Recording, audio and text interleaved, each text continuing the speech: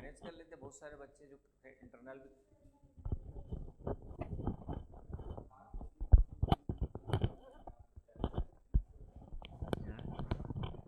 Internal का है, थोड़ा बहुत तो पढ़ना ही पड़ेगा या कुछ तो लिखने के लिए। पहले का सिस्टम अलग था। ठीक है, और कहाँ गए बच्चे लोग, अभी गायब हैं। तो इंडियन ज्योग्राफी में हमारा लगभग हो गया था पुराने बच्चों का। तो एक आध टॉपिक मानसून नए बच्चों का बचा है, पुराने वालों में सिर्फ जल परिवहन बचा है, बाकी लगभग हो गया था। ठीक है, और जो बाद में जुड़े उनका क्या बचा है वो। तो मानसून कुछ लोग का हो गया होगा, कुछ लोग का बचा होगा, तो फिर से मानसून आज कवर करते हैं। ठीक है, तो आदित्य वगैरह का बचा हुआ है। इंडियन क्लाइमेट,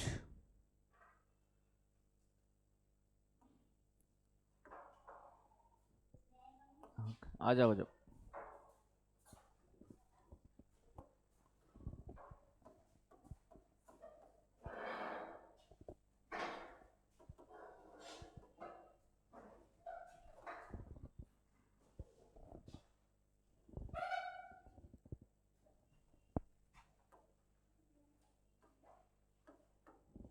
भारत की जलवायु,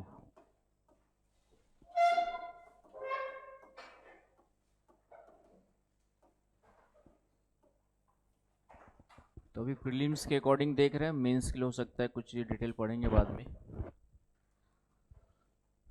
तो पहला क्वेश्चन तो ये आता है कि भारत की जलवायु को एक शब्द में क्या कहते हैं, है ना। पहला क्वेश्चन क्या आता है कि भारत की जलवायु को एक शब्द में क्या कहते हैं, इन वन वर्ड। तो एक शब्द में क्या कहते हैं, मानसून कहते हैं। ठीक है, भारत की जलवायु को एक शब्द में क्या कहते हैं, मानसून कहा जाता है। तो पहला क्वेश्चन तो यही बनता है, ऑब्जेक्टिव। Clear point.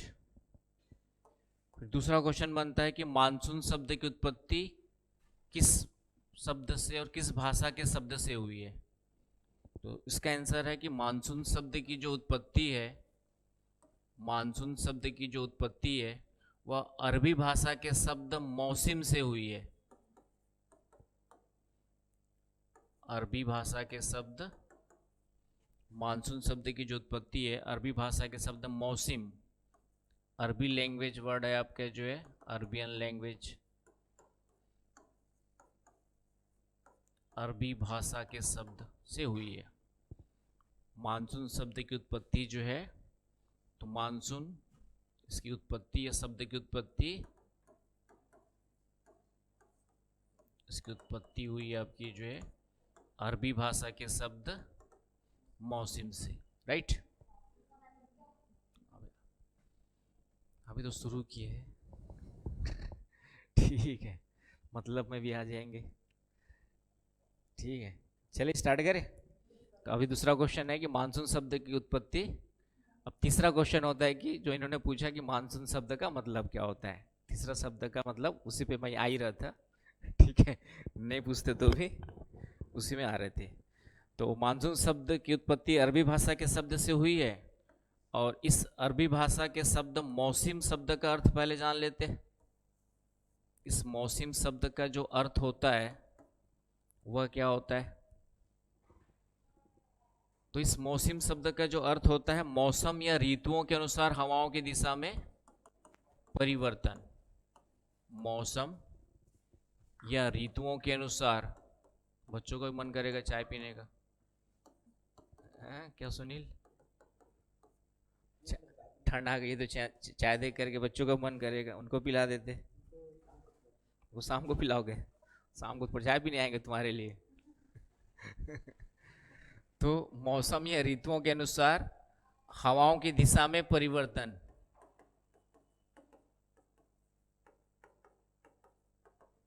मौसम या ऋतुओं के अनुसार हवाओं की दिशा में परिवर्तन।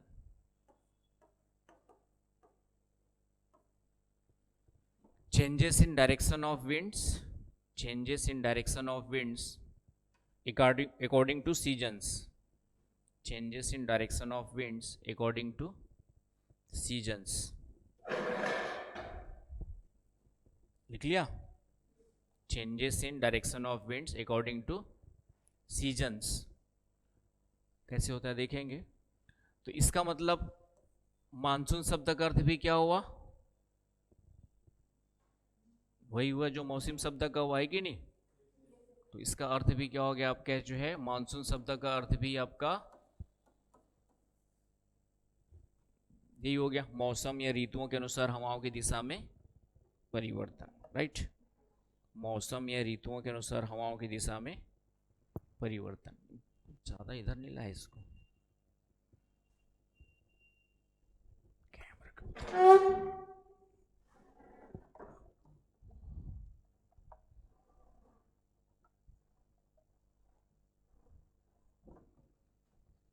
चलिए दिख रहा है।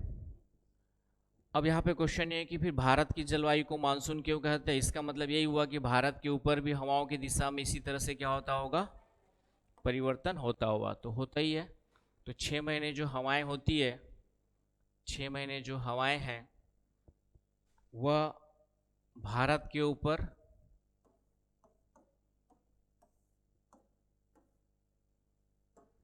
जो चलती है वह दक्षिण पश्चिम से उत्तर पूर्व की ओर चलती है। ये आपका जो है समर ग्रीष्म काल की स्थिति हो गई। और विंटर की जो स्थिति हो गई वो जस्ट रिवर्स हो जाती है। Winter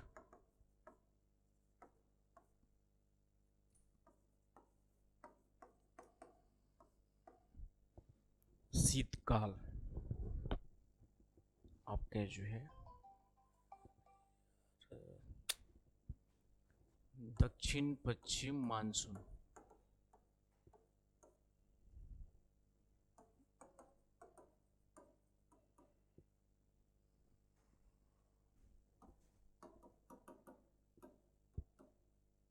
north east monsoon.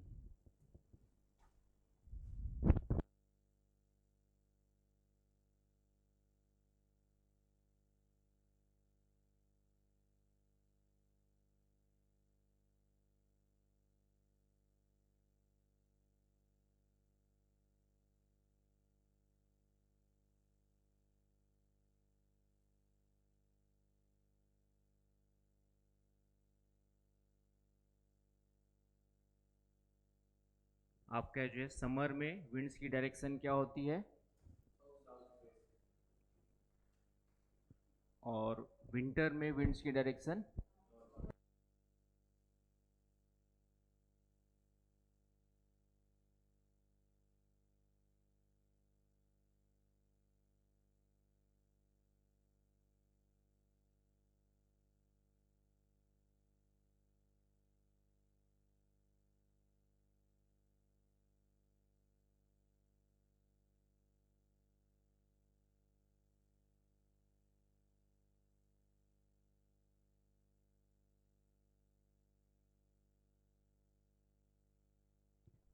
तो यहाँ पर आपके जो है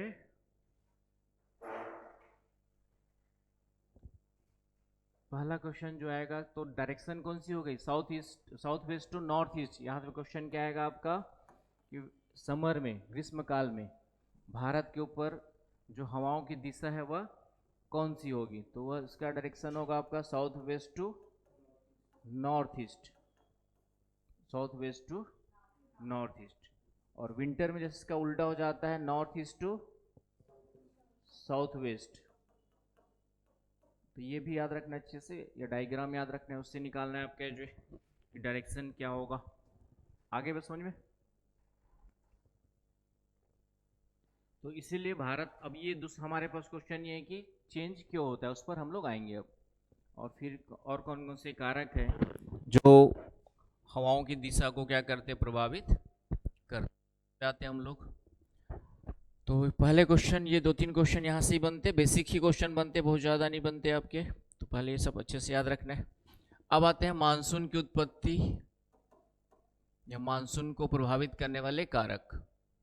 ठीक है, मानसून की उत्पत्ति को प्रभावित करने वाले कारक।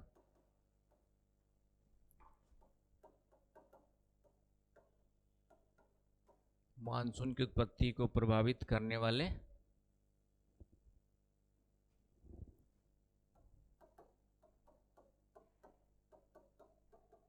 कारक।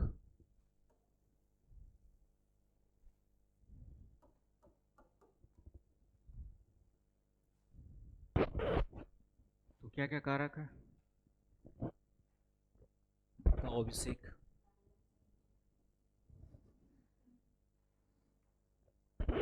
ठीक है, वो तो सबसे लास्ट में है,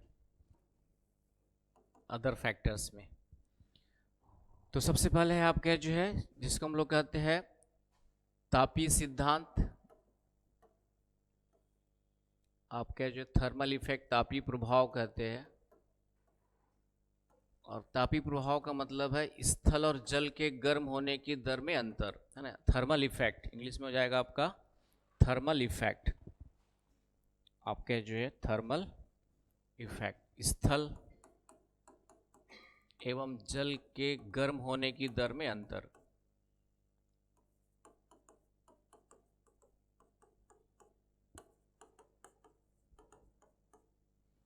का प्रभाव इंग्लिश में आपका जो है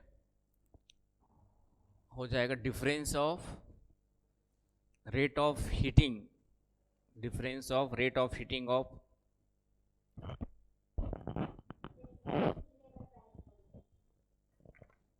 सी लेवल राइज, नहीं सी लेवल तो अलग हो गया, वो तो ठीक है, समुद्र तल में वृद्धि अलग है वो। तापीय प्रभाव का मतलब स्थल एवं जल के ताप या गर्म होने की दर में अंतर, कि स्थलीय भाग और जलीय भाग, बचपन से पढ़ा होगा कि स्थलीय भाग जल्दी गर्म होते और जल्दी ठंडे होते, और जलीय भाग जो है देरी से गर्म होते और देरी से ठंडे होते हैं, राइट। तो उसका क्या प्रभाव पड़ता है? तो उसका ये प्रभाव पड़ता है कि गर्मी के दिनों में स्थलीय भाग ज़्यादा गर्म हो जाएंगे तो क्या बनेगा? लो प्रेशर बनेगा, है ना। तो हमेशा ध्यान रखना टेम्परेचर और प्रेशर का उल्टा संबंध होता है। एटमॉस्फेयर में, क्लाइमेटोलॉजी में टेम्परेचर और प्रेशर का क्या होता है? इनवर्स रिलेशन होता है, उल्टा संबंध होता है, inverse relation between temperature and pressure. तो टेम्परेचर ज़्यादा होगा तो प्रेशर क्या होगा? कम होगा। और जलीय भाग पे कंपैरेटिवली इसकी तुलना में टेम्परेचर क्या होगा? कम होगा, है ना। लैंड का टेम्परेचर ज़्यादा होगा, स्थल का टेम्परेचर ज़्यादा होगा, और जल का टेम्परेचर कम होगा, है कि नहीं। तो इसके कारण से यहाँ पर क्या होगा? आपका हाई प्रेशर की स्थिति बनेगी जल पर जो है, क्योंकि इसका टेम्परेचर कम है, पानी का टेम्परेचर, और इसका टेम्परेचर क्या है आपका? ज़्यादा है। तो इसीलिए हवाएं फिर किधर से किधर चलती है? हाई प्रेशर से लो प्रेशर की ओर चलती है। आ रही बात समझ में? और शीतकाल में इसका उल्टा हो जाएगा, विंटर में इसका उल्टी स्थिति बन जाएगी। विंटर में आपका जो है ना, विंटर में क्या स्थिति बनेगी आपकी?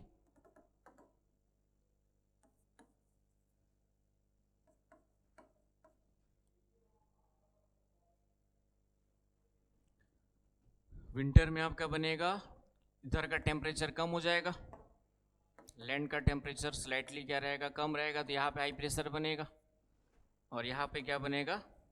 लो प्रेशर बनेगा, क्योंकि टेम्परेचर थोड़ा सा ज़्यादा रहेगा। तो हवाएं किधर चलेंगे? लैंड से वाटर की ओर, लैंड से वाटर की ओर। आ रही ना बात समझ में? तो यही चीज़ कहाँ पर होती है? पूरे भारत के ऊपर अप्लाई कर देते हैं। तो समर में क्या होती है आपकी जो है, समर में स्थिति क्या हो गई? ठीक है, समर में लैंड ज़्यादा, मतलब भारत के ऊपर का टेम्परेचर ज़्यादा बढ़ जाएगा, भारत के ऊपर का टेम्परेचर, तो लो प्रेशर बनेगा टेम्परेचर ज़्यादा होने के कारण से। नॉर्थ वेस्टर्न पार्ट में खास करके थार का मरुस्थल वगैरह रीजन से वहाँ पर टेम्परेचर ज़्यादा हो जाता है, तो क्या बन जाता है? लो प्रेशर बन जाता है। और टेम्परेचर कम होगा तो यहाँ पे क्या बनेगा? हिंद महासागर में हाई प्रेशर। इसलिए समर में एक कारण, मतलब सबसे पहले यही कारण बताया गया था, ये हवाएं किधर चलने लगेंगी आपके जो सिद्धांत के अनुसार? साउथ वेस्ट से नॉर्थ ईस्ट की ओर, और इसे ही हम लोग साउथ वेस्ट मानसून कहते हैं। आगे बस समझ में। तो एक कारण स्थल और जल के गर्भ में दर होने की अंतर को बताया गया है, इसका उल्टा हो जाएगा विंटर में, इसका उल्टा हो जाएगा आपके जो है विंटर में।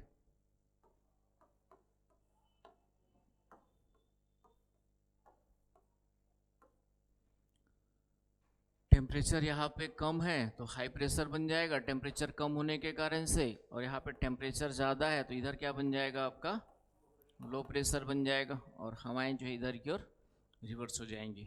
तो पहला कारण जो एक कारण बताया गया वह स्थल और जल के गर्म होने की दर में अंतर को बताया गया, जिसको हम लोग तापीय सिद्धांत कहते हैं, थर्मल इफेक्ट या थर्मल थ्योरी भी कहते हैं। तो ये सबसे पहले यदि देखा जाए मानसून की उत्पत्ति के बारे में तो इतना ही विचार दिया गया था कि मानसूनी हवाएं क्यों उत्पन्न होती है, तो उसका सीधा सीधा कारण ये सबसे पहले जो है जिन्होंने दिया था वह ब्रिटेन के हेली महोदय थे, जिन्होंने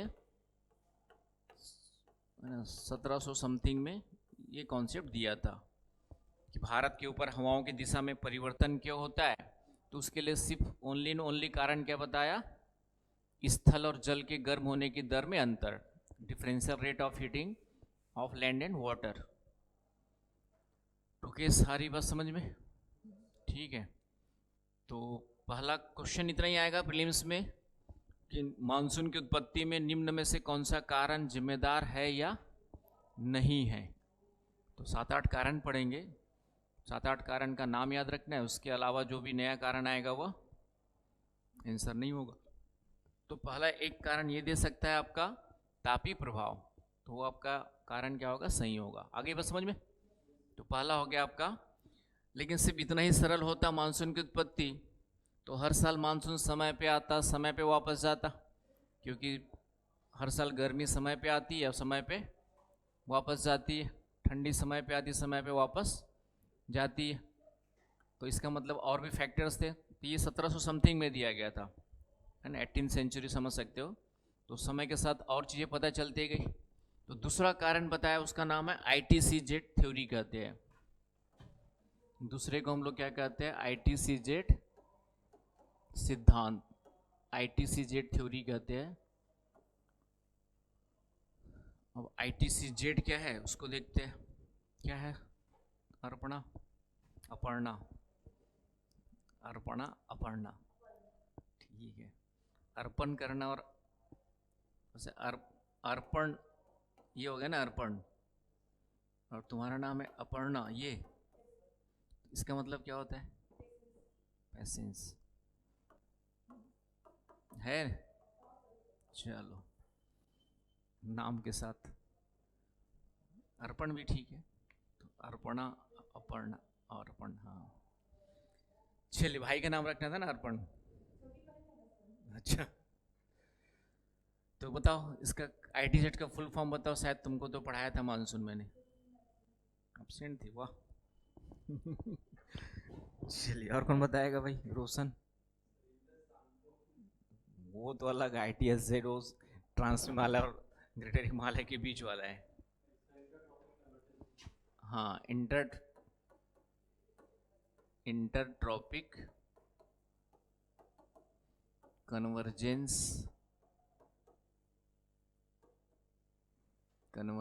जोन, अंतः उष्णकटिबंधीय अभिसरण क्षेत्र। बच्चे आते क्यों नहीं regular,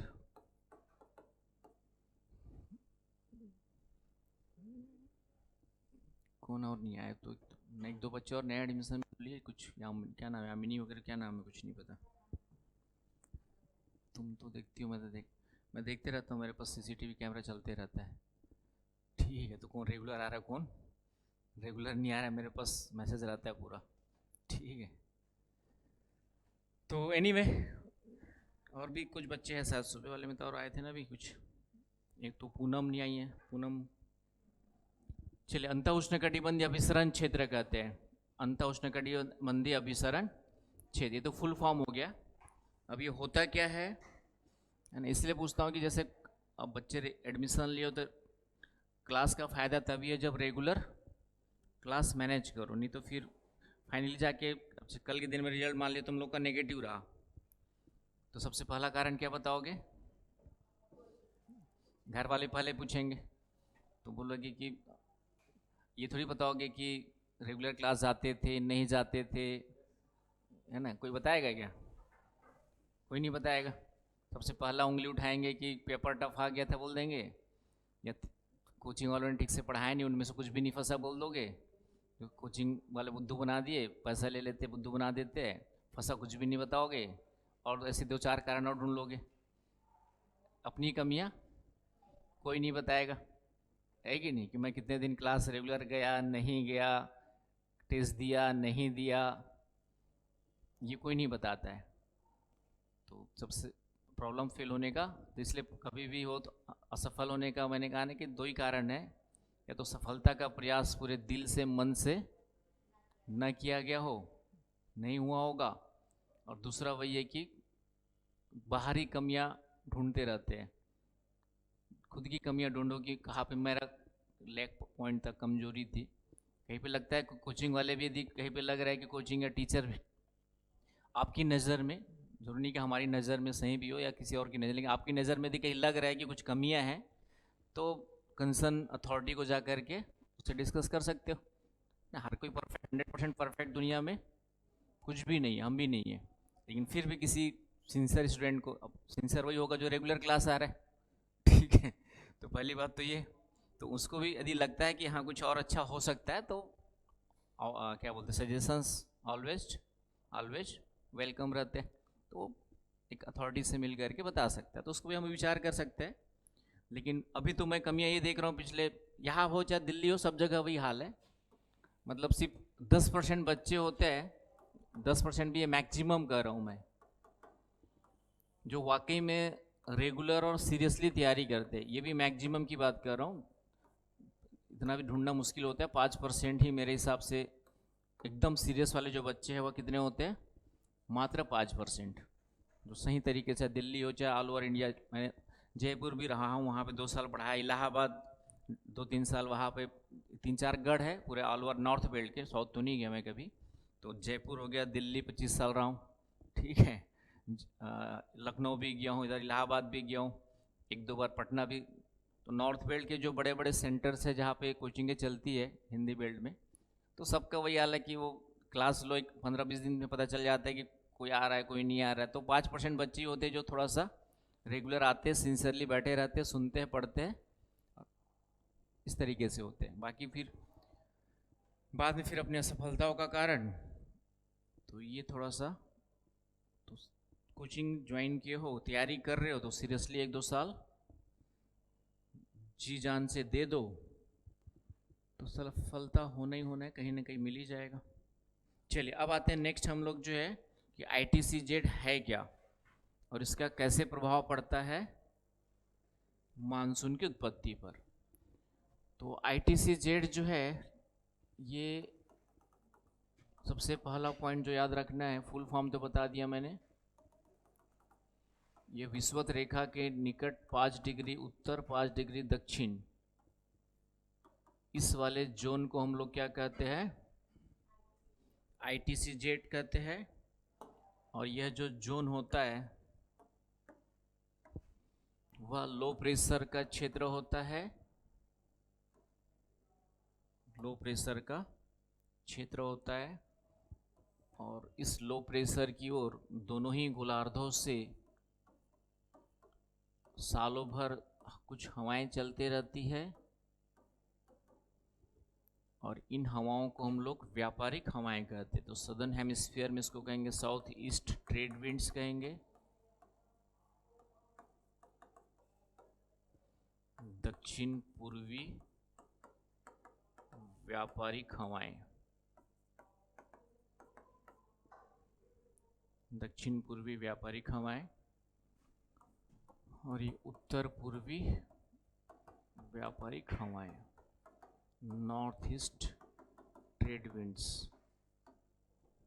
north east trade winds. तो इससे आपके ITCZ की डेफिनेशन निकल आएगी। ठीक है, इस डायग्राम से, डायग्राम बना लो, बना लिए। तो ITCZ है क्या, तो क्वेश्चन सिर्फ इतना ही है, ITZ क्या है। तो ITCZ सबसे पहला पॉइंट आएगा, लो प्रेशर क्षेत्र है। लो प्रेशर क्या है आपका जो है, जोन है। ITCZ क्या है, तो आपका जो है ITCZ एक लो प्रेशर का क्षेत्र है, लो प्रेशर जोन है।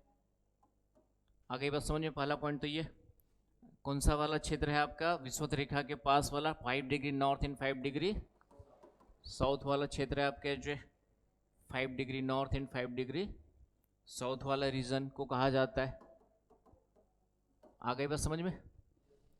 तो इस लो प्रेशर क्षेत्र की ओर नॉर्दर्न हेमिस्फीयर, उत्तरी गोलार्ध में जो हवाएं चलती है उसका नाम है उत्तर पूर्वी व्यापारिक हवाएं, और इधर से चल रही उसका क्या नाम हो गया, साउथ ईस्ट ट्रेड विंड्स, है ना। दोनों को हम व्यापारिक हवाएं बोलते हैं। ये सालों भर चलती है, यहाँ पर परमानेंटली सालों भर स्थायी विंड्स में आती है, आपके जो है परमानेंट विंड्स में आती है, स्थायी हवाओं में आती है, और ये सालों भर ग्लोब पर इन्हीं डायरेक्शंस में ऐसी ही चलते रहती है। तो भारत भी इसी क्षेत्र में पड़ता है, भारत भी जो है आपका इसी रीजन में पड़ता है। 8 से लेकर के 37 तक देखा था हमने, 37 डिग्री नॉर्थ और 8 डिग्री 4 मिनट से। तो भारत भी लगभग आधे से ज़्यादा भारत किस में पड़ेगा आपका, इसी जोन में पड़ता है, इसी रीजन में पड़ता है। आगे बस समझ में। और ये जो ITCZ जोन है, ये जो ITCZ जोन है, ये क्या होता है आपका,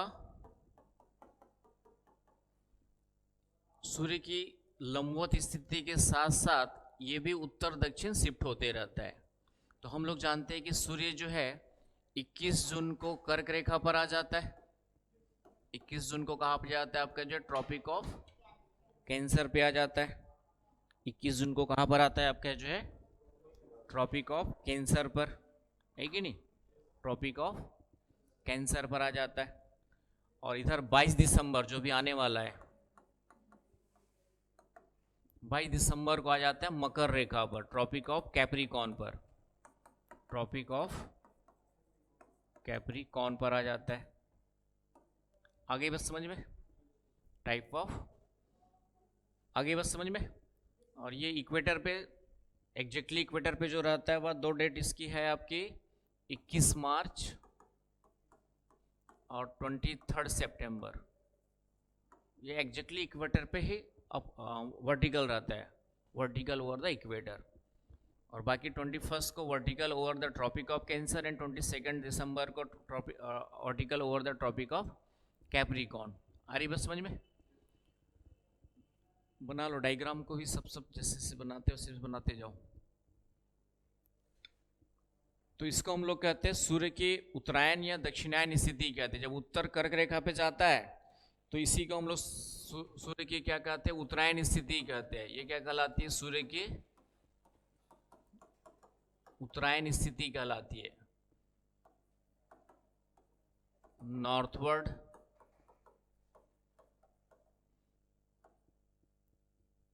आपका जो है नॉर्थवर्ड ऑफ सन, और ये कहलाती है दक्षिणायन स्थिति। ये क्या कहलाती है, दक्षिणायन स्थिति।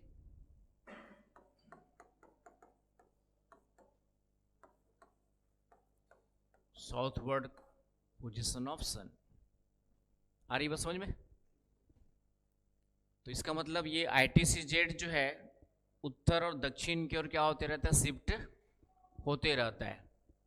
उत्तर या दक्षिण की ओर क्या होता है, शिफ्ट होते रहता है, सूर्य की उत्तरायण और दक्षिणायन स्थिति के साथ साथ। मतलब ये जो लो प्रेशर है इक्वेटर के पास वाला, ये सूर्य जब कर्क रेखा पे जाएगा तो कर्क रेखा के ऊपर बन जाएगा, और ये जब इधर आएगा साउथ में तो हिंद महासागर के ऊपर बन जाएगा। आ रही बस समझ में। इसलिए सिद्धांत को हम लोग ITCZ सिद्धांत या ITCZ शिफ्टिंग थ्योरी कहते हैं, विस्थापन सिद्धांत। यहाँ पे विस्थापन वर्ड भी लिख लेना, ITCZ का विस्थापन सिद्धांत कहते हैं, ITCZ shifting theory, ITCZ shifting theory कहा जाता है।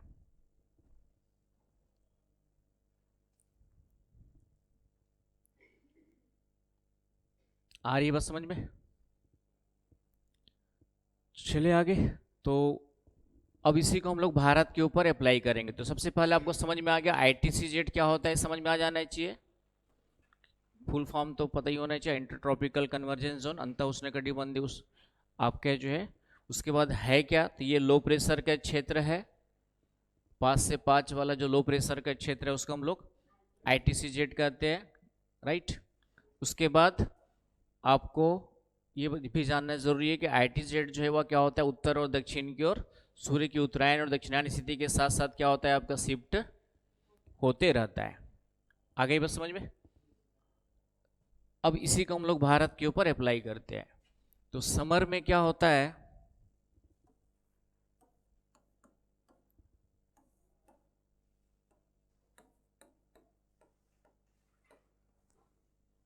तो जब सूर्य उत्तरायण जाता है, समर का मतलब हमारे समर की शुरुआत तो वैसे तो मार्च से लेकर के स्टार्ट हो जाती है। आप कह जो है 15 मार्च से लेकर के इधर समर कब तक लेते हैं हम लोग, ठीक है, मार्च अप्रैल मई, ठीक है। हम लोग जनरली 6 महीने लेंगे, तो बाकी वर्षा ऋतु बीच में निकालोगे तो अलग हो जाएगा। लेकिन मार्च से लेकर के आप कह जो 15 सितंबर तक लगभग मान के चलेंगे हम लोग, समर का सीजन होता है, राइट। इस तरीके से तो समर मार्च का मतलब जून इसी में आ जाएगा आप कह जो। तो जून की स्थिति जैसी आती है 21 जून के आसपास, सूर्य जब वर्टिकल आ जाता है ट्रॉपिक ऑफ कैंसर में, तो ITCZ की स्थिति कहाँ बन जाती है आपकी जो है, भारत के ऊपर बन जाती है। तो ये ITCZ कहाँ पर आ गया आपका, भारत के ऊपर नॉर्थ में, यहाँ पे कर्क रेखा के 5 डिग्री का है ना आपका जो है। तो पूरा का पूरा ITCZ कहाँ पर आ गया आपका जो है, भारत के ऊपर आ गया, हिमालय के दक्षिण में गंगा के मैदान पर। ITCZ कहाँ पर आ गया आपके जो गंगा के मैदान के ऊपर। और समर का सीजन है, तो पहले ही यहाँ का टेम्परेचर थोड़ा सा ज़्यादा है, पहले ही यहाँ का टेम्परेचर थोड़ा सा क्या है, ऑलरेडी इंडिया का साउथ नॉर्थ वेस्ट का टेम्परेचर ज़्यादा होता है, तो छोटा मोटा लो प्रेशर तो पहले ही बना हुआ है कि नहीं। अब ये ITCZ भी आ गया, और ये अपने आप में क्या है, लो प्रेशर पूरा रीजन ही है, जोन ही है। तो इसलिए जो लो प्रेशर की जो इंटेंसिटी है वह क्या हो जाएगी, इंक्रीज हो जाएगी। और इस कारण से जब ये ITCZ ऊपर जाता है, तो ये जो हवाएं हैं साउथ ईस्ट ट्रेड विंड्स, ये हवाएं भी क्या होती है, नॉर्थ में इंटर कर जाती है। ये हवाएं भी क्या होंगी आपकी, ये भी थोड़ा सा नॉर्थ में इंटर कर जाएंगी इधर की ओर। आ रही बस समझ में? ये हवाएं भी क्या होती है आपकी जो है, ये हवाएं भी नॉर्थ में इंटर कर जाएंगी। और जैसी नॉर्थ में इंटर करती है, लो प्रेशर जिधर बना हुआ है भारत की ओर, उस लो प्रेशर है हवाएं कहाँ चल रही थी, ये वाली पहले इधर चल रही है, साउथ ईस्ट ट्रेड विंड चल रही है आपकी, ये आपकी जो है। तो यही आपकी जैसी सूर्य उत्तर चला गया, तो ये हवाएं भी इसी के साथ साथ, क्योंकि ये तो लो प्रेशर की ओर ही चलेंगे। अब ये लो प्रेशर यहाँ पर आ गया, तो ये हवाएं भी उधर की ओर चलेंगी आपकी जो है। और इस तरीके से हवाएं, ये हवाएं जो है यही मानसून के रूप में भारत के ऊपर किधर हो जाती है, साउथ वेस्ट मानसून के रूप में हो जाती है। आ गई बस समझ में? तो इस तरीके से ITCZ को एक महत्वपूर्ण रोल होता है मानसून की उत्पत्ति पे। तो क्योंकि ITCZ अपने आप में लो प्रेशर रीजन है, और जब तक वो लो प्रेशर भारत के ऊपर नहीं आएगा जून महीने में, इसलिए हमारे शुरुआत कब मानी जाती है मानसून की, जून के महीने में मानी जाती है ना। हालांकि 21 जून को आता है, लेकिन 1 जून को मानसून आपका हम लोग केरला वरला में 1 जून को मान के चलते हैं, क्योंकि यहाँ तक तो आ ही जाएगा ना भाई, धीरे धीरे यहाँ पर आएगा। पूरे भारत में कब आता है, तो जून के महीने में लगभग पूरे भारत में आना स्टार्ट हो जाता है। आ रही बस समझ में? तो इस तरीके से तो डायग्राम बना लो। अब यहाँ पे एक क्वेश्चन बनता है, क्या क्वेश्चन बनता है कि क्वेश्चन ये आता है कि दक्षिण पश्चिम मानसून किन हवाओं का विस्तार है। क्वेश्चन क्या आता है आपका जो है कि south west monsoon is the extension of which winds. Answer क्या होगा, व्यापारिक हवाएं, और उसमें भी कौन सा, साउथ ईस्ट ट्रेड विंड, दक्षिण पूर्वी व्यापारिक हवाओं का विस्तार है। एक क्वेश्चन ये हमेशा बनता है एग्जाम में, तो उसका आंसर समझ में आ गया क्या आएगा। क्वेश्चन क्या आता है कि समर में, गर्मी के ऋतु में जो भारत के ऊपर दक्षिण पश्चिम मानसूनी हवाएं चलती है, साउथ वेस्ट मानसून मानसूनी winds blown over the India is the extension of which, या कौन सी हवाएं होती है, इतना ही क्वेश्चन बना देगा। तो ये कौन सी हवाएं होती है, ट्रेड विंड्स होती है। ट्रेड विंड्स में भी डायरेक्शन दे देगा तो south east trade winds.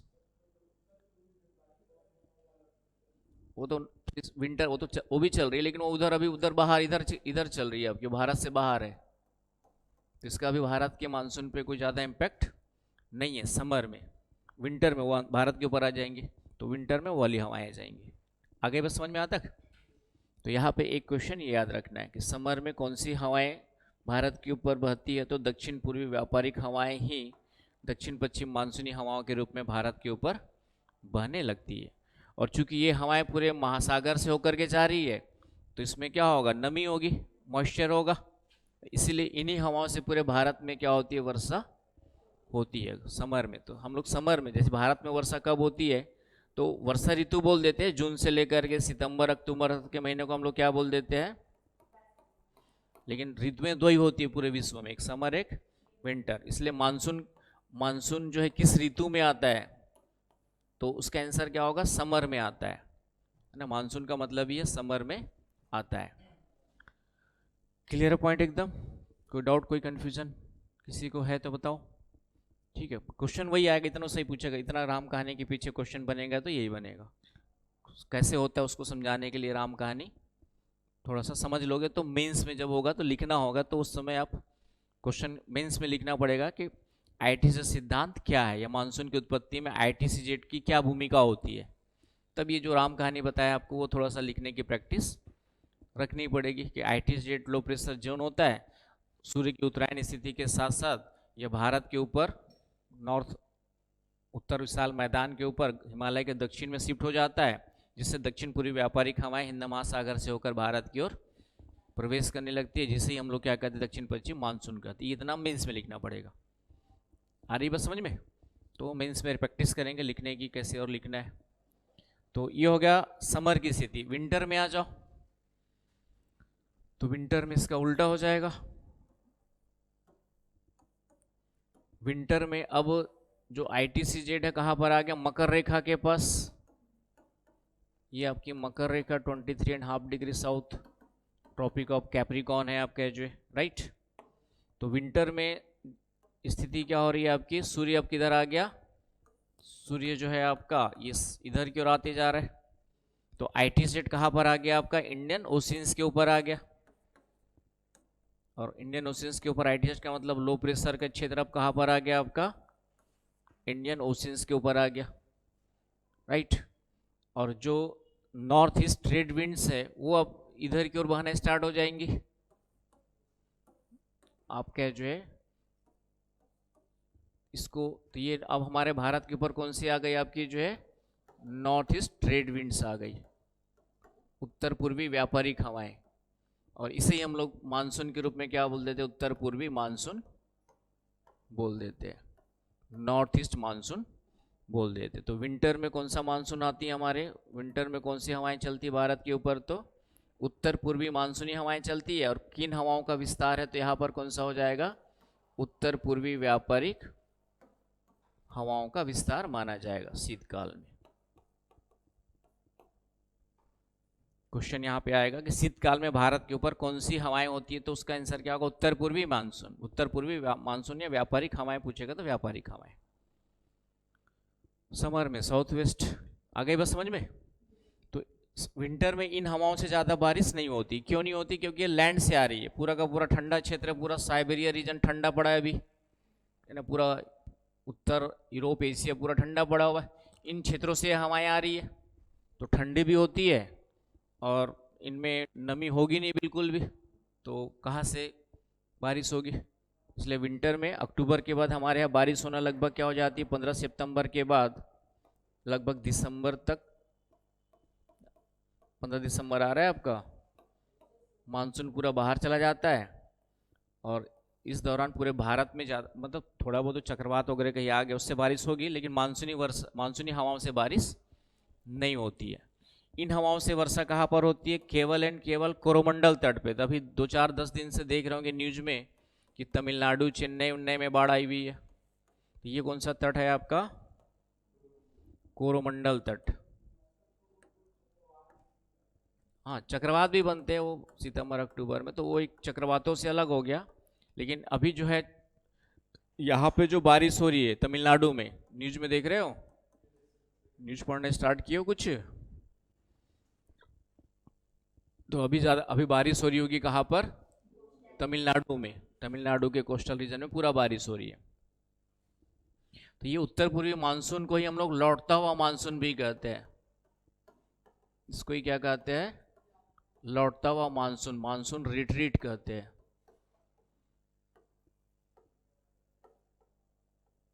Monsoon retreat. तो क्वेश्चन यहां पे फिर क्या बनता है कि कोरोमंडल तट पे वर्षा कब होती है? ये हमेशा क्वेश्चन आपका मन नहीं बनना है। कोरोमंडल तट तमिलनाडु का दक्षिण पूर्वी तट हो गया, यहाँ पे वर्षा कब होती है? तो शीतकाल में होती है। आपका आंसर क्या होगा? विंटर में होती है। कौन से मानसून से होती है? तो उत्तर पूर्वी या लौटते मानसून से होती है। क्यों? क्योंकि ये हवाएं यहाँ से बंगाल की खाड़ी से आर्द्रता ग्रहण कर लेती है, नमी ग्रहण कर लेती है, और यही हवाएं जब यहाँ पे टकराती है इन क्षेत्रों में, यहाँ पर जो तब जाके यहाँ पे क्या होती है? बारिश होती है। बाकी तो हवाएं ये बाहर निकल गई, तो इधर कोई नमी तो है नहीं यहाँ पर, तो इसलिए इन हवाओं से इधर कहीं वर्षा नहीं होती है। सिर्फ ये बंगाल की खाड़ी से आने वाली हवाएं यहाँ पे टकराती है, तो यहाँ पे क्या करती है? वर्षा करती है। आ गई बस समझ में? बना पा रहे हो? लिख लो, बना लो, टाइम दे दूंगा, बना लो आराम से। बना लिया? तो क्वेश्चन यहाँ पे क्या आएगा? क्वेश्चन हमेशा आएगा आपका, प्रीलिम्स हो चाहे मेंस हो, कि कोरोमंडल तट पर वर्षा कब होती है, या क्वेश्चन आएगा कि कोरोमंडल तट पे शीतकाल में वर्षा क्यों होती है, मेंस में पूछेगा तो।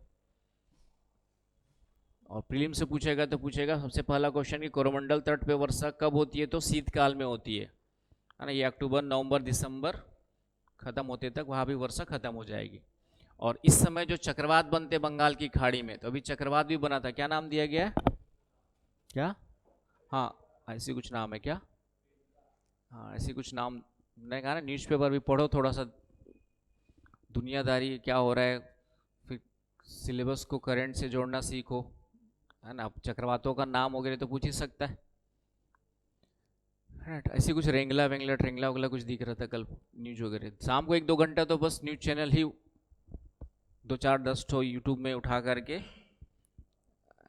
शाम को जो है खाते पीते घूमते फिरते सिर्फ न्यूज़ चैनल ही एक बार नज़र मारो, पूरे दुनिया विश्व में, इंडिया में, छत्तीसगढ़ में क्या हो रहा है।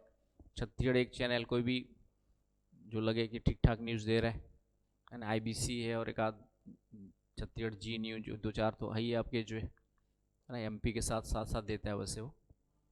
तो थोड़ा सा उसको भी देखते रहना है ताकि चीज़ें क्या हो रही है।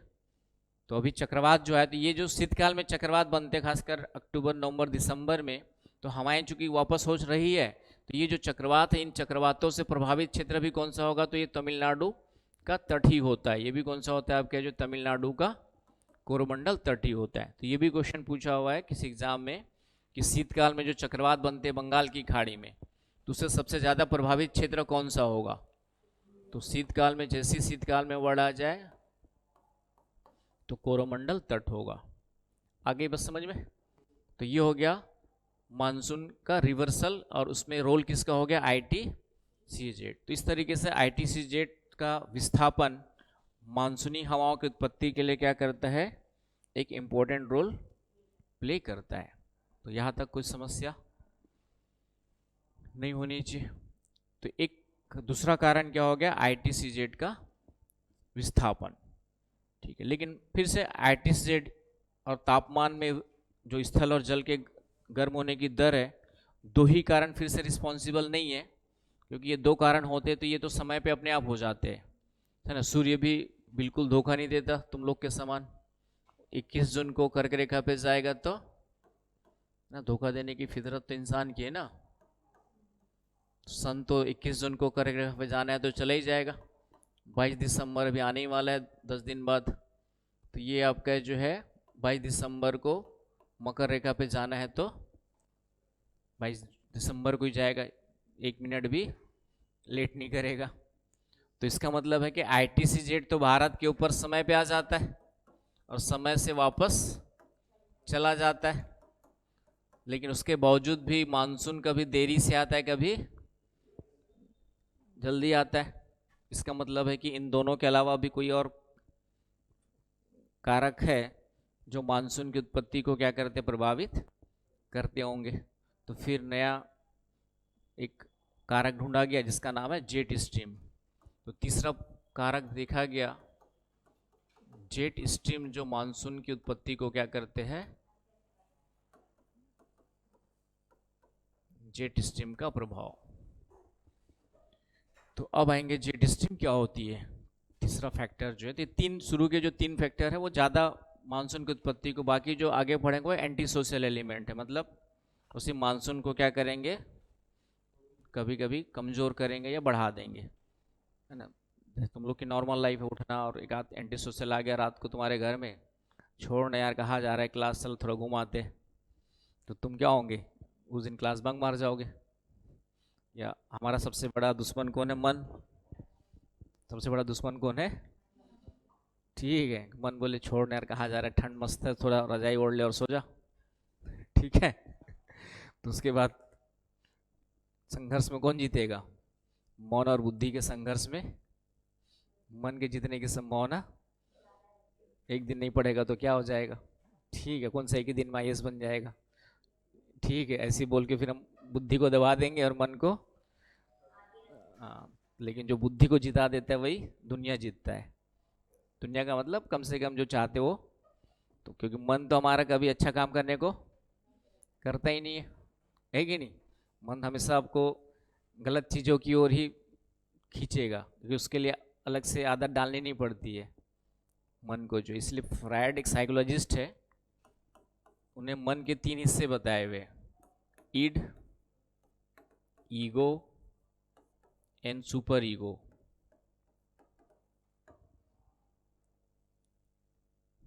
तो ईड का मतलब ये बदतमीज मन है जो पैदा होते ही हमारे पास होता है। तो पैदा होते ही हमारे पास जो होता है वो कौन सा मन होता है आपका जो है, तो उसको फिर ठोक पीट के सुधारा जाता है मम्मी पापा के द्वारा, फिर समाज के द्वारा भी कुछ आपका जो है एथिकल वैल्यूज़ दिए जाते हैं कि ऐसा नहीं करोगे तो समाज आपको अच्छा नहीं बोलेगा, बुरा कहेगा, ठीक है।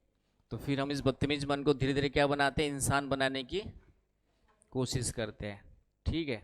अब डिपेंड करेगा फिर कितने इंसान बने।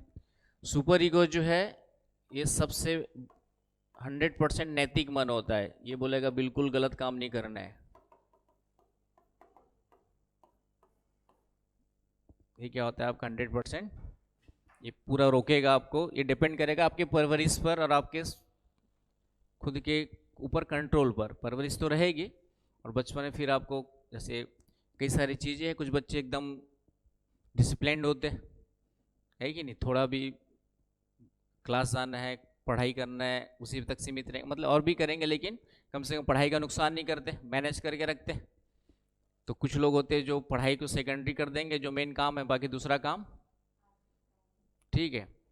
तो जो एपीजे अब्दुल कलाम टाइप के लोग हैं वो इस तरीके के वाले में आते हैं, सुपर ईगो, जिनका सुपर ईगो 100% क्या होता है, हावी होता है आईडी की तुलना में, ईड की तुलना में, ईड कहा जाता है।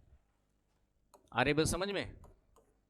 तो एपीजे अब्दुल कलाम जैसे लोग होते हैं जिसको दुनियादारी से कोई मतलब नहीं है, सिर्फ अपने काम में इतना डूब जाएंगे, पढ़ाई लिखाई से लेकर के जो भी उनका काम था उसमें जो है कि वो बाकी काम उनके लिए शादी वादी ब्याह वाह गर्लफ्रेंड बॉयफ्रेंड सब सेकेंडरी हो जाता है।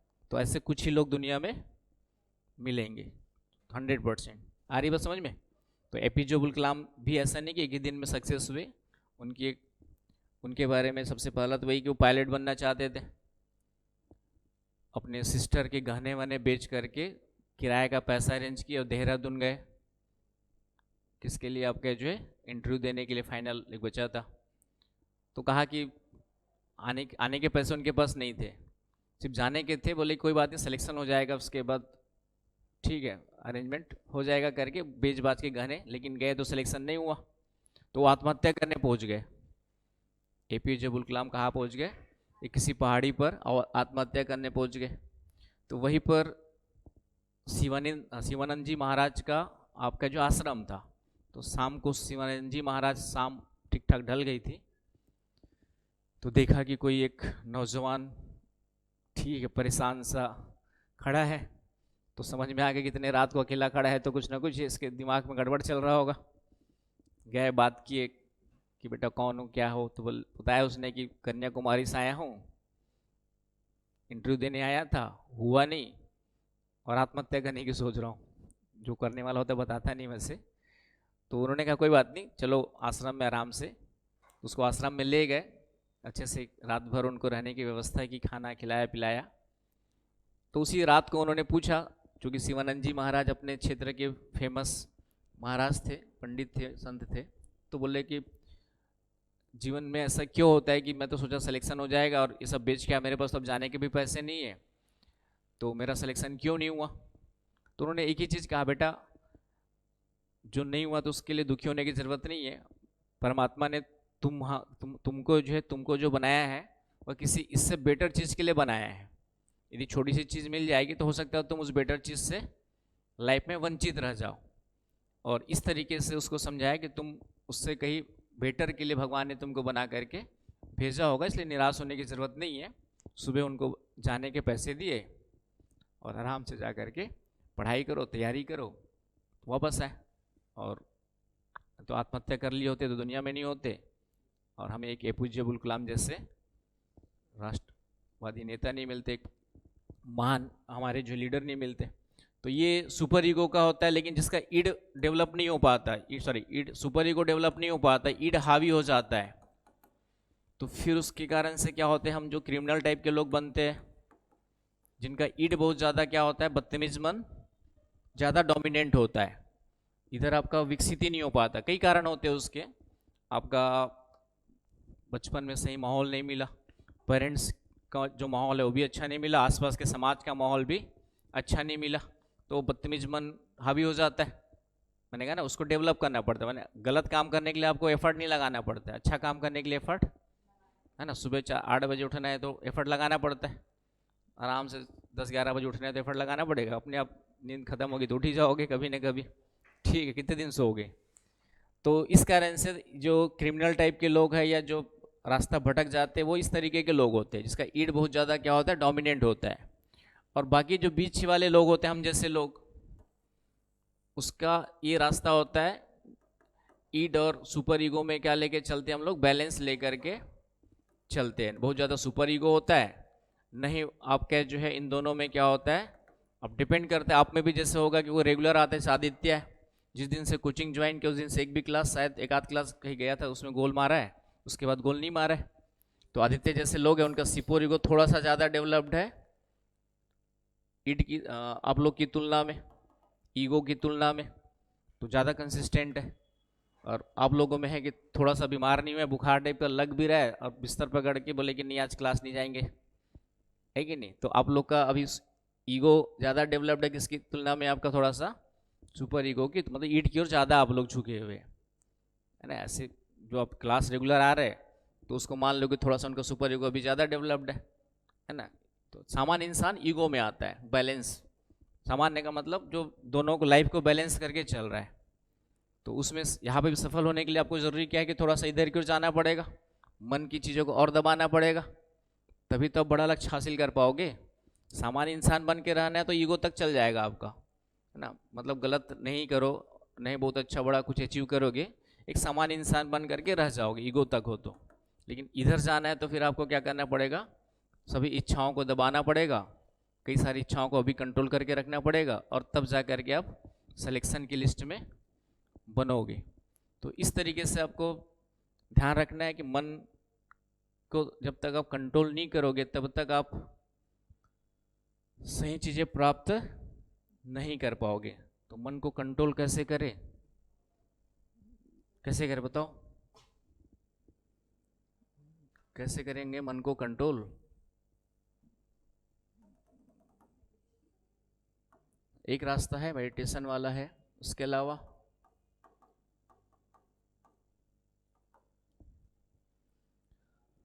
हिमालय चले जाओगे मन कंट्रोल मन को कंट्रोल करने के लिए हिमालय नहीं जाना पड़ता भाई, जहाँ हो वहीं पे भीड़ में भी अकेले रहने, भीड़ में भी हो और एकांत में बैठ सकते हो, यदि मन पे कंट्रोल हो गया तो। आसपास पूरा भीड़ घूम रही है और आप फोकस होकर के वहाँ पे भी ऐसा फील कर सकते हो अपने आप को कि आसपास कुछ नहीं हो रहा है। ठीक है, तो एक रास्ता तो थोड़ा सा ध्यान, मेडिटेशन। तो एक रास्ता है ध्यान करने का। ध्यान का मतलब ये नहीं कि आंख बंद करके बैठ गए और सोच रहे कि फोकस करे और फिर उसके बाद ध्यान और कहीं भटक रहे। तो ध्यान के लिए सबसे पहला काम तो इतना ही कर लो कि अपने विचारों पर नजर रखना स्टार्ट कर दो। जो भी थॉट्स आते हैं आपके, उसको पहले ध्यान देना पड़ेगा। तो सभी बैठे हो, पढ़ा रहा हूँ मैं, लेकिन कुछ लोग का दिमाग अभी भी कहीं और चल रहा होगा कि क्लास छूटेगी तो यहाँ करूँगा, ये खाना खा लूँगा, या फिर इस साथ मिलने जाऊँगा, इस साथ घूमने जाऊँगा। तो क्लास में बैठे जरूर हो फिजिकली, लेकिन हो सकता है मन अभी आपका 100% यहाँ पे ना हो, है ना। कुछ लोग का 100% तो खैर पॉसिबल नहीं है, लेकिन जितना नियरेस्ट 100% के होंगे उतना क्लास समझ में ज़्यादा आएगी, ज़्यादा याद रहेगा लंबे समय तक। लेकिन कुछ लोग अभी भी ऐसे होंगे जो क्लास में तो है, लेकिन पता चला कि सिर्फ 10% यहाँ पे सुन रहे हैं, 90% मन अभी कहीं और भटक रहा है कि क्लास छूटने का इंतजार कर रहे होंगे कि क्लास छूटे और भागे। ठीक है, कोई खाना खाने की सोच रहा होगा, कोई फ्रेंड से मिलने की सोच रहा होगा, कोई सोच रहा होगा कि नींद आ रही थोड़ा जाके सो लूँगा, या इस तरीके से फला फला दिमाग कहीं चल रहा होगा। तो इसका मतलब है कि जो पढ़ रहे वो 100% दिमाग में जाएगा नहीं। तो कुछ दिन तक सबसे पहले यही काम करो कि जो भी विचार आते हैं, फालतू के विचार आते हैं हमारे लगभग, उन पे ध्यान रखना है। सिर्फ उसको बस ध्यान दो कि सही विचार है या गलत विचार है, जो आपके काम के है या नहीं है। तो जो गलत नहीं है उसको थोड़ा सा रिमूव करते जाओ धीरे धीरे कि ये फालतू विचार है, इसको क्या करना है हमें, जरूरत नहीं, अड़ाते जाओ। तो कुछ दिन तब सिर्फ अपने विचारों पे ध्यान रखो, है ना। वो आँख बंद करके बैठना नहीं है, सिर्फ अपने विचारों पे थोड़ा सा, जैसे क्लास में बैठे हो, जैसे लगे कि फालतू का विचार है तो तुरंत आपको मेन फोकस, अच्छा यहाँ पढ़ाई करना है, उसको दबा दो उधर। ठीक है, तो इस तरीके से धीरे धीरे करके फिर वो चीज़ें, फालतू विचार आना क्या हो जाएंगे, धीरे धीरे कंट्रोल हो जाएंगे। तो धीरे धीरे करके होगा, एक दिन में नहीं होता है। चलिए जेट स्ट्रीम में आते हैं पहले। तो जेट स्ट्रीम क्या है इसको देखते हैं। तो जेट स्ट्रीम जो है वह ऊपरी वायुमंडल में बहने वाली तीव्र हवा को कहा जाता है।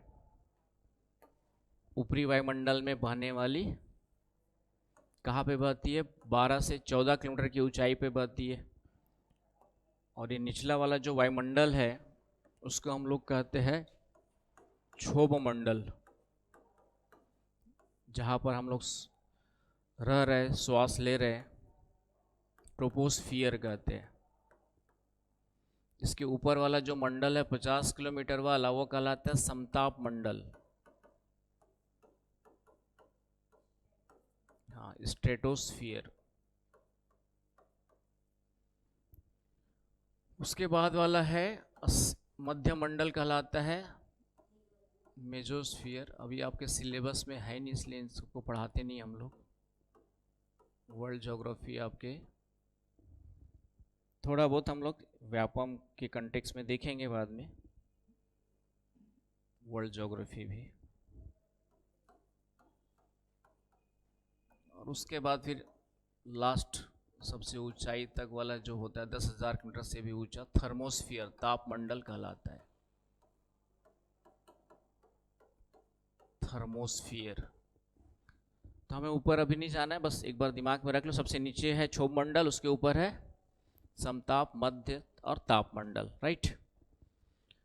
हमें अभी इससे मतलब है। तो ये जो जेट स्ट्रीम है ये कहाँ पे बहती है, 12 से 14 किलोमीटर की ऊंचाई पर क्षोभ मंडल के ऊपरी भाग में बहती है। दोनों के बाउंड्री में, समताप मंडल और इन दोनों की बाउंड्री जहाँ पर है वहाँ पर ये तीव्र हवाएं बहती है। किधर से किधर बहती है, पश्चिम से पूर्व। और ये इस तरीके से लहरदार हवाएं हैं और 3 डायमेंशनल है। ये इस तरीके से एक पूरा का पूरा लंबाई भी है, चौड़ाई भी है और मोटाई भी है इस हवा की, पाइप के समान, सांप के समान। ठीक है, तो इस हवा को हम लोग क्या कहते हैं, जेट स्ट्रीम कहते हैं। तो जेट स्ट्रीम क्या है, आपसे कोई पूछे तो 2-3 पॉइंट्स याद रखना है। तो ऊपरी वायुमंडल में कहाँ बहती है? ऊपरी वायुमंडल में कहाँ पे बहती है? जिसका नाम है क्षोभ मंडल, ऊपरी क्षोभ मंडल में बहती है। कहाँ पे बहती है? 12 से 14 किलोमीटर की ऊंचाई पर, है कि नहीं? तो पहला पॉइंट ये हो गया। तीव्र हवाएं हैं, तीव्र लहरदार लिख लो इसके साथ में, लहरदार, म्यांडरिंग, म्यांडरिंग विंड्स है, हाई स्पीड म्यांडरिंग विंड्स।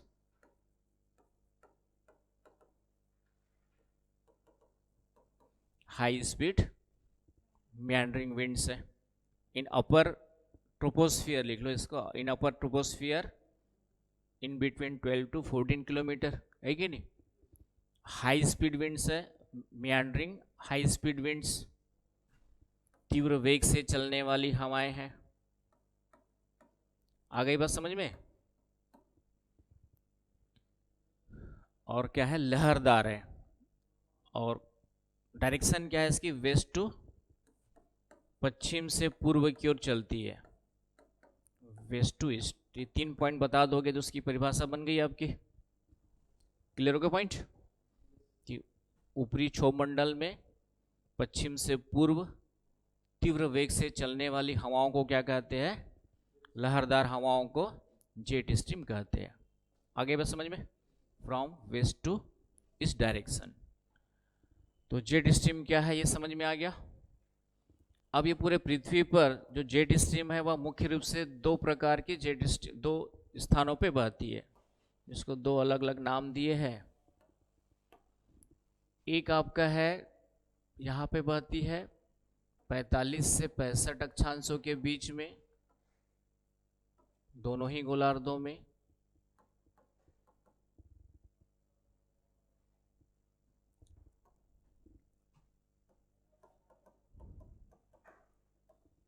और इनका नाम है ध्रुवी वाताग्र जेट। तो इसका भारत से कोई संबंध नहीं है, क्योंकि भारत इस क्षेत्र में पड़ता ही नहीं है कि नहीं? इंग्लिश हो जाएगा पोलर फ्रंट जेट। तो भारत के ऊपर इस जेट स्ट्रीम का प्रभाव नहीं पड़ता है, राइट। दूसरी जो जेट स्ट्रीम है जो भारत के ऊपर पड़ेगी उसका नाम है 20 से 40 के बीच में जो पड़ती है, उस जेट स्ट्रीम का नाम है, ये 20 से 40 के बीच में बहते रहती है, इसका नाम है सब ट्रॉपिकल जेट, पश्चिमी उपोष्ण जेट।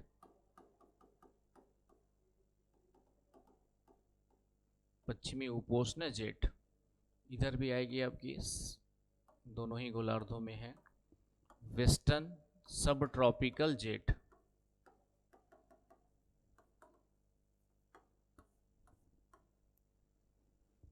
तो ये 20 से 40 के बीच में है और भारत की स्थिति लगभग इसमें पड़ जाती है। तो पहला क्वेश्चन जो आएगा कि भारत के जलवायु को कौन सी जेट स्ट्रीम प्रभावित करती है, तो पश्चिमी उपोष्ण जेट, वेस्टर्न सब ट्रॉपिकल जेट करती है। पहला क्वेश्चन यदि आएगा कि भारत की जलवायु को कौन सी जेट स्ट्रीम प्रभावित करती है, तो सब ट्रॉपिकल जेट करती है, वेस्टर्न सब ट्रॉपिकल। Clear point? कैसे करती है उसको हम लोग कल की क्लास में देखेंगे, ठीक है। आज ज़्यादा हो जाएगा नहीं तो समझने वाला टॉपिक है। तो ये सब पॉइंट्स याद रखना, क्वेश्चन इससे बाहर कुछ भी नहीं आएगा। इतना पढ़ने के बाद लास्ट में लगता है कि बच्चा वाला क्वेश्चन आ गया, ठीक है, तो ध्यान से पढ़ोगे तो आ जाएगा।